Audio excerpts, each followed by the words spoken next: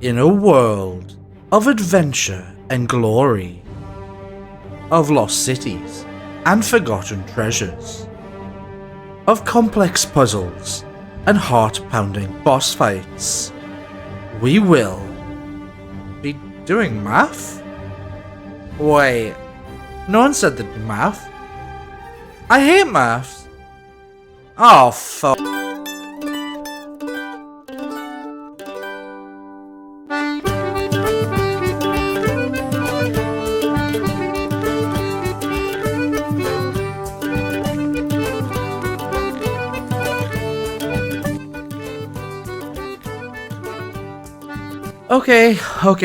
Okay, yes.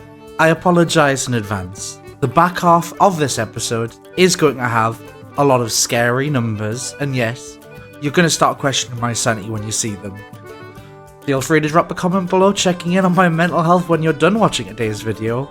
But before that, welcome back to another episode of Portslocked, my one chunk at a time account set in the uncompromisingly normal town of Portslocked.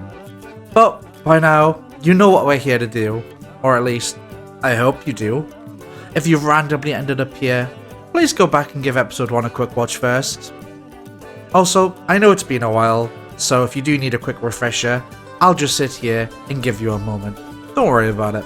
But once your memory's refreshed, grab a drink, get comfortable, and enjoy, as we start back immediately where we left off last episode. So, last episode we left off with a plan in place. Smash out the remaining grind to 76 thieving, and begin the final push to 90 thieving through the slow and unrewarding process of untrained safe cracking. And honestly, this proved to be an unexpectedly easy final push. While our thieving chance wasn't, and wouldn't ever really be, 100% fail proof, as we did get into the high 60s and into the low 70s, we could start getting long and uninterrupted streaks of pickpocketing without being caught. And this wasn't the only thing we could use to boost this grind. With us having joined the RuneScape membership using the Premier Club, we had stacked a lot of unused loyalty points to peruse the Solomon store. And with limited auras looking to be useful in this beginning chunk, we did some napkin maths and figured out that with the boost from the Supreme 5-fingered aura, we could become near unstoppable a little bit earlier with thieving, optimizing our experience a little bit further.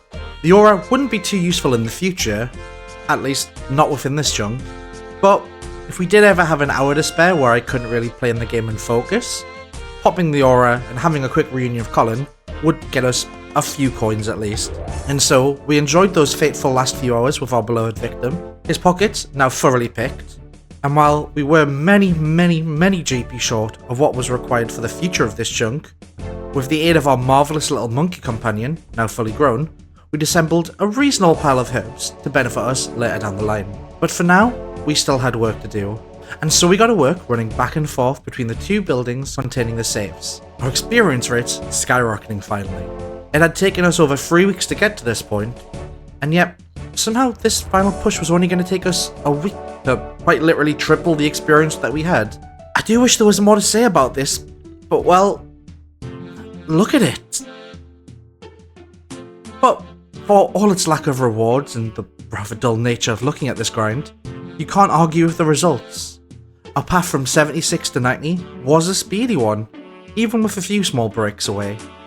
Alongside our final push, we started focusing on a few small side distractions to keep us going when we did get bored of staring at the safe cracking. Getting our melee combat skills to a nice comfortable level 20 or so. We spent a few hours chasing rabbits around Vinesweeper to get 45 Hunter, as we push towards the more lucrative implings for the all-important loots to alch with our legendary pet. We also pushed to 31 woodcutting, 23 firemaking and 28 fletching, as we look to start optimizing any rewards we could get from daily challenges. Also, with the pile of bones obtained from combat and from our little monkey friend, we got ourselves within a hair's breadth of level 30. And speaking of huge gains, thanks to the rain of Guams and Harlanders from our legendary pet and a few hours of combat, we'd pushed directly to 35 Hairblow with ease. Not a bad start at all. So, huge early progress has been made. With that, we cracked a few more safes, finally got to level 90, and dashed to the port as quick as we could. So, we step through the port's portal to be greeted with an introductory cutscene and tutorial that goes something a little bit like this. Oh no, me port's looking a bit rubbish. What kind of idiot would want to run a place like this? Oh hello, my name's John Strum, and welcome to me port. Wait, what's that noise? Oh no, we're being attacked! Hey, adventurer! That there poor innocent gentleman is being chased by baddies. Go help him. Oh, thank you, adventurer. What amazing work. Definitely proof you have all the makings of a worthy portmaster. Blow things up and ask questions later. Tell you what, this here shithole's yours now. Good luck. And then, well, that's it. We've unlocked the Player on Ports minigame, RuneScape's finest premium 2009 Facebook minigame simulator. For those that have not had the pleasure of interacting with this content, let me give you a quick rundown. In Player on Ports, you've got up to 4 ships and a selection of crew you can hire. You send them out on timed missions with a percentage chance to succeed based on 3 stats: morale, combat, and seafaring. Basic missions can reward you with either a specific currency of the region that you're doing your quests in, resources used to craft the various rewards within the Player on minigame, or a few other small selection of things.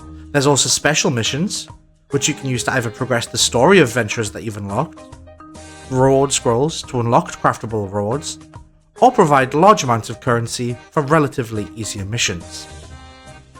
As you complete missions, you unlock new areas within the arc to do missions in, unlocking the next tier of currencies for you to work on. These various currencies can be used to upgrade your ship, your crew, and your port that make missions easier, and as you go through the various regions of the arc, you'll need higher and higher level crews and ships to have a chance to succeed. It starts off fairly quick, with missions only taking around 30 minutes to complete, but quickly, as you get through the various regions, soon enough you'll only be able to send off just a handful of missions every single day. These longer mission times, and more specifically the special missions, which you only get given once per day, is one of the reasons that unlocking ports so early is important, as the time-gated nature of all of this means that even if we were to somehow steamroll through all the level requirements of Ports Rim, we would still be trapped here for over a year or two while completing all of the various requirements within the minigame. After a few brief tutorial missions, however, we are done for now. We take our captain's log, stick it in our pocket so we can quickly set our crews to work remotely, and get back to working on the other important tasks that we have to work on. Well, that title sums up the next issue quite nicely now, doesn't it? You see, with the one quick and achievable goal out of our way, the one thing that we had to speed and rush towards to begin the important progress of the Player on Port minigame, we find ourselves faced with an open objective now. So, what do we do next? The answer? Surprisingly simple. Everything else that we can. You see, with the experience rates for several of our skills being so low, something that we'll get back to rather shortly, one of our biggest aids is actually the amount of time that we'll have here. Every day at reset, RuneScape randomly assigns 3 daily challenges for you to work on. A good portion of these are things that I can't complete, including unfortunately some of the useful ones like agility. However, for the ones that we can complete, they could potentially offer us thousands, if not tens of thousands of experience a day, and by completing multiple objectives in a week, we have the opportunity to obtain precious daily challenge skips, which we can then use to funnel into the agility grinds that we can't complete. And the higher level you get into a skill, the more experience you get from these daily challenges. So for now, with a small stockpile of gold that we've obtained from thieving to fund our hunter and cooking skills, and the other resources available around Port's Rim, it's time for us to finally get the grind on and start making progress towards our other long-term goals. But how long could those other grinds take us to complete? Okay, so I promised math, and boy, do the maths not look great. Now, finally, is the time for me to address the many, many, many elephants in this room. The grinds ahead, for the most part, are brutal, slow, and inefficient wastes of time. Almost none of these are in any way, shape, or form worthwhile uses of any sensible human's time, energy, or sanity. But, as you may well have gathered by now, I'm no sensible man. So, without further ado, I present how each skill works in the Portslocked Chunkman account, and an estimation of how much time it'll take for us to get to our goals. Woodcutting, firemaking and fletching are three deeply interwoven skills, and the best and most efficient methods to complete each of these three skills will inevitably be tied together due to the nature of resource gathering and processing. On paper, this chunk isn't the worst for this combined grind. We have access to a small number of regular trees, which does mean that the early levels are a bit tedious, but there is a pair of very nicely grouped oak trees in the north, and a large cluster of densely packed willow trees around the spirit tree farming patch in the east. The main issue here is our hatchet, unfortunately. Without any access to smithing, unfortunately we are locked to our bronze hatchet, ignoring a rather large amount of luck on our part.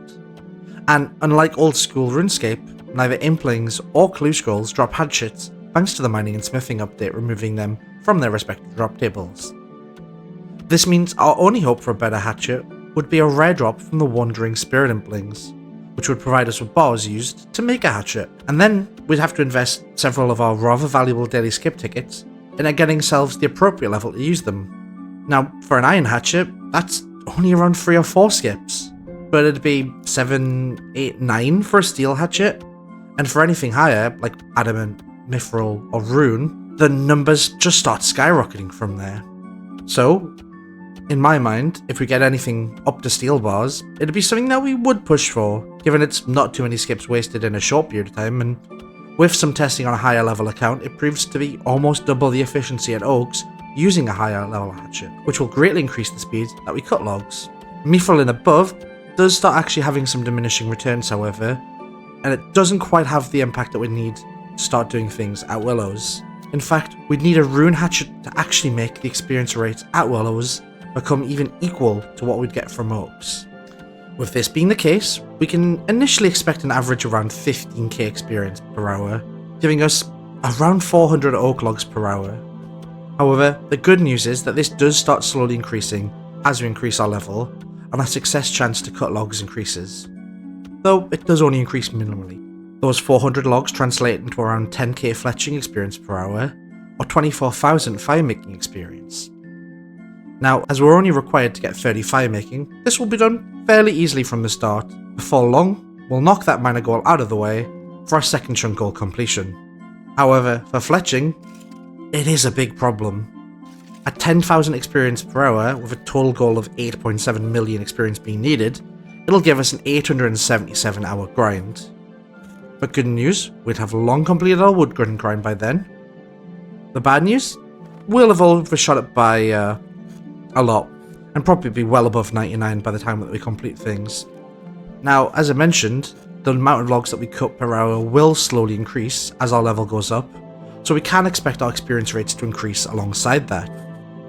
Testing on a higher level account in the sort of mid 70s does start increasing that rate to around about 13 or 14k an hour experience, which will cut the grind total down to around about 650 hours. Now, with daily challenges also adding to this, it will actually be a very nice use of our downtime when we can't fully focus on things like doing agility or killing men, which I guess brings us into... So, remember Colin, our lovely little pickpocketing victim? Well, good news, Colin is still important. See, Colin, his wife, and the 2 thieves outside of his home still have an important part to play in our account. They're going to participate in what I'm calling the everything grind, in that essentially half of the big grinds in this chunk will be completed using these 4 idiots. And how, you may ask? Well, it's simple. Bones, herbs, and combat experience. We will need almost 1.2 million bones to reach 90 prayer, which means 1.2 million men, women, and thieves need to be slaughtered. Now, we could use seagulls or goblins for these bones too, and especially for ranged and magic, goblins would actually be much faster experience combat per hour. Unfortunately can't be meleeed as they exist outside of the chunk border. But unfortunately, these mobs don't drop herbs. Now, there is one big drawback to this method, and that it is basically impossible to precisely calculate exactly how long this grind is going to take us. With herbs being a factor, it is something that is slightly RNG. What we can calculate is roughly how long the combat part of this will take. In a perfect rotation around the house, we can kill about 8 people a minute, giving us a maximum of 480 bones per hour. Extrapolating that out, we can estimate an expected 2,475 hours of killing men, women and thieves to complete the prayer grind. Now, in that time, just based on some maths that we have run already, we'd be more than likely to cover all the herbs that we need to get a level 90, as well as the vast majority of the combat experience that we'll need to get to the levels needed there too.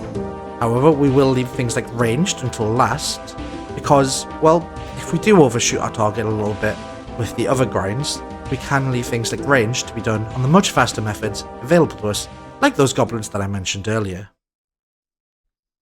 So, we've obtained a huge pile of herbs as we go, but how do we convert those delicious green leaves into big experience?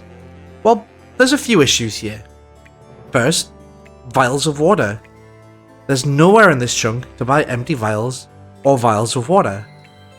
You can easily buy multiple secondaries for the various different potions that we can make here, but unfortunately, nowhere sells this basic supply. So, how do we make potions? Well, thankfully there is an answer. Unfortunately, it isn't going to be cheap. Classic to this chunk, where gold is a premium, our option is going to cost us a lot. To do this, we need to visit the Spiritory farming patch, open the store for the farmer, and look! Plancures. Now, unfortunately, 40 gold each, we're going to be burning through money to buy these, though the good news is we can empty and reuse these much later. So, we empty the plancures out, fill them up at the sink that we thankfully have here, and there we go, a handy dandy vial of water. Now, thankfully, we won't just be relying on basic things like attack potions all the way to level 90. Portsroom is actually swimming in multiple secondaries to make potions.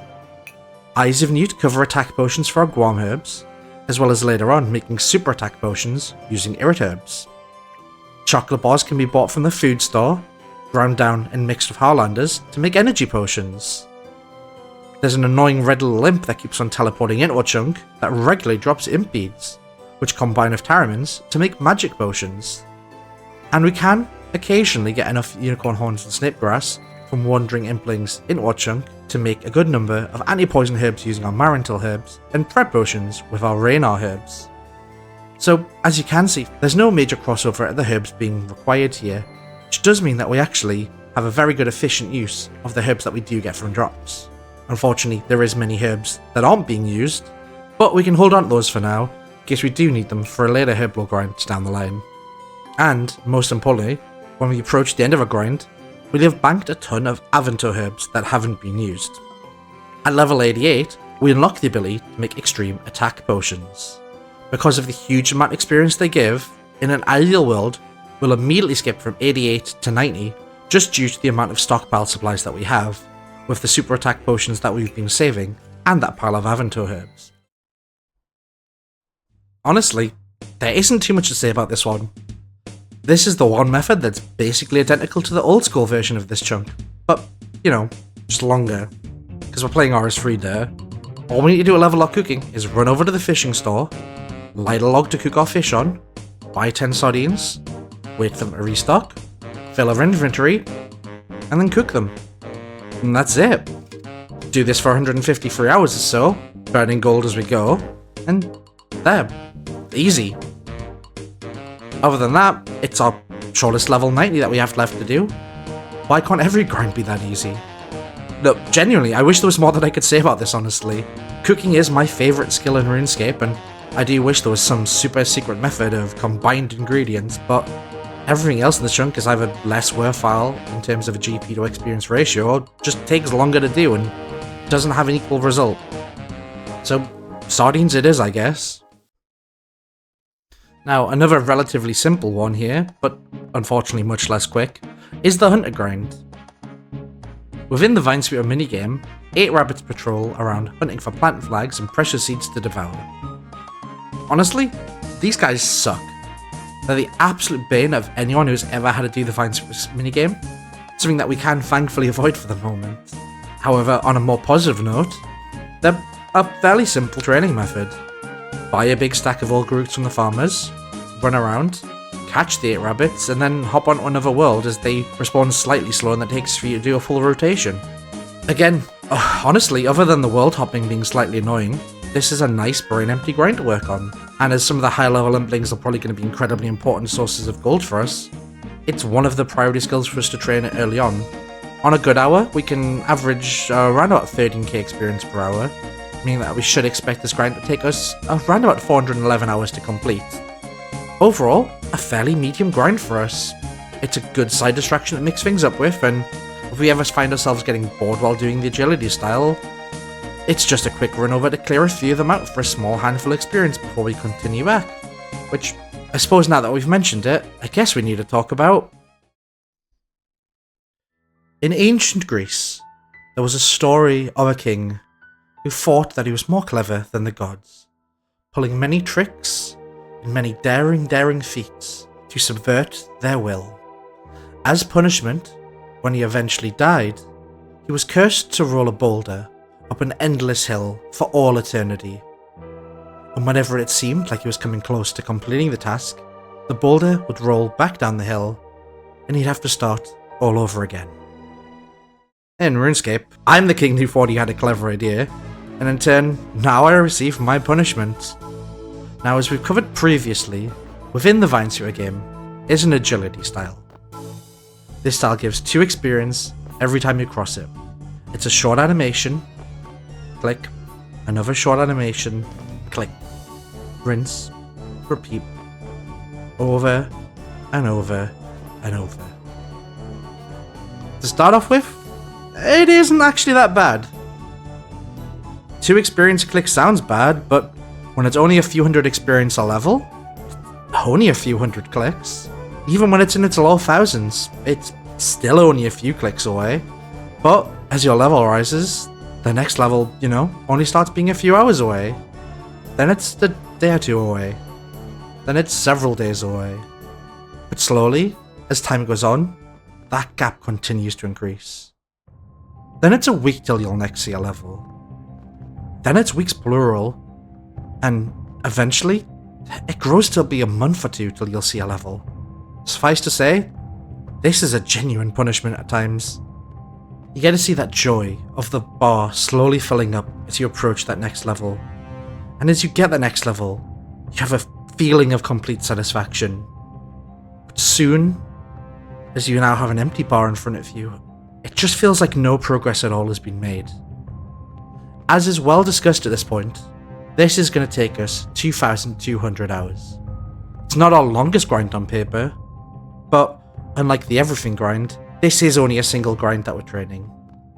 And even worse, it's just a single button press, repeated over and over and over.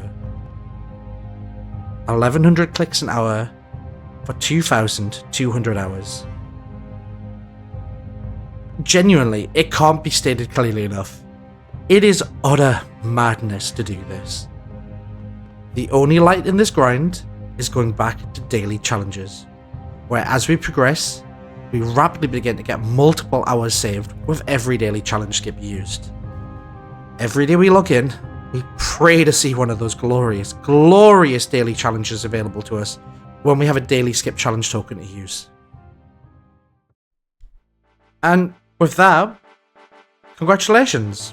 We've covered all the skills that we have to work on, and the timeframes we currently expect this to take us. In total, this breaks down to 5,963 hours, with the experience rates currently available to us. Assuming an 8-hour session of play per day, it turns into 745 days for us to complete Portslocked, or just slightly over 2 years. That will be reduced down a little bit thanks to daily challenges, but that does also expect that we take 0 breaks away to play, and it does expect us to play tick perfectly the entire time. Realistically, with breaks and other things, we probably look at this to take around 2.5 years in total for us to complete. Of course, we could get lucky and find time saves along the way, and if anything from the holiday events benefits us, there could be huge savings for this account. So, thanks very much for sticking through all that maths with me. With all that available information to us, we can now... Portslocked. You didn't tell them about the grind. You don't even know about the grind. Beware the curse of the daily challenge system. Beware!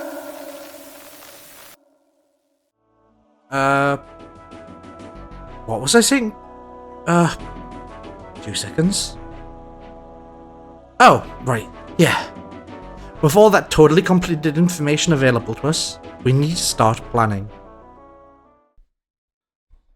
So, it's time for us to set our priorities going forward and set our next set of goals to target. As we go from the end of our first month into the start of the second month, we have 2 big goals that I think we should start working on. 65 Hunter, to start getting the earliest imp that will provide a good profit for us, the Magpie Impling, which has multiple drops that are 10 to 20k in value, and 55 Magic, to enable us to finally start high-alking the precious rewards that we get from Implings. Magic is definitely a lesser priority of the 2. We do still have a pretty decent pile of gold to work with as we start off, but it is something that we should get focused on as we go out of the way with our initial combat push.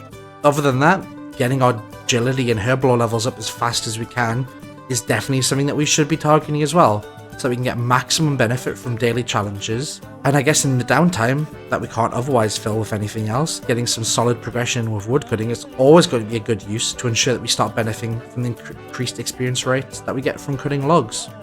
So, off now we go into the second month for this account and beyond. Math's done, our goals set firmly with all the timescales that we need before us, safe in the knowledge that there's nothing that we possibly could have missed when we started doing all this hard work. Oh, that's strange. I guess I need to fix some of my video settings or something. It's really annoying that keeps happening. I guess for now that we'll leave things off while I go and fix that problem out. Hopefully it won't take us too long. Until then, my name is King Cuddler. This has been Portslocked. Keep on chunking, everyone.